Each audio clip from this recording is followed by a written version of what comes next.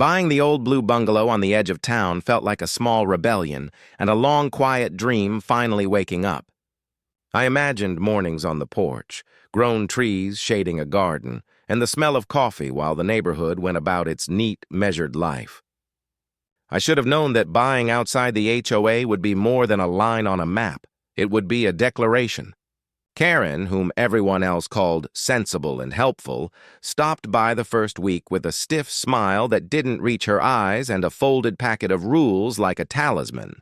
She asked about my lawn, my paint, the siding I chose, as if every choice were an affront. I answered politely. "Property lines are property lines," I said, and offered to keep the hedges neat.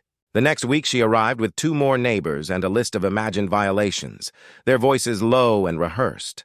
When I told them my property was outside their jurisdiction, Karen's expression cracked like a dropped dish. The ritual of small community pressure turned into something hotter and sharper, whispered accusations about standards, threats about legal action, insinuations that I was somehow cheating their careful order. I tried to stay calm, placated where I could, but the kindness in my tone only seemed to stoke her fury. Then, one humid afternoon, she appeared again, her cheeks flushed, eyes wide and fierce, and her voice cut through the street like a siren. "We'll seize you by force if we have to," she screamed, words that made children scatter and dogs bark.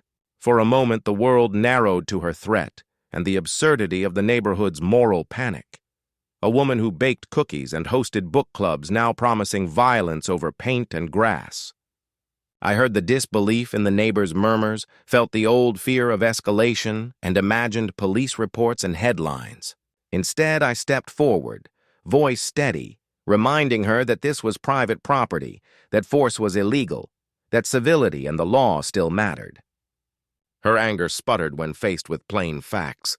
The crowd dissipated like steam.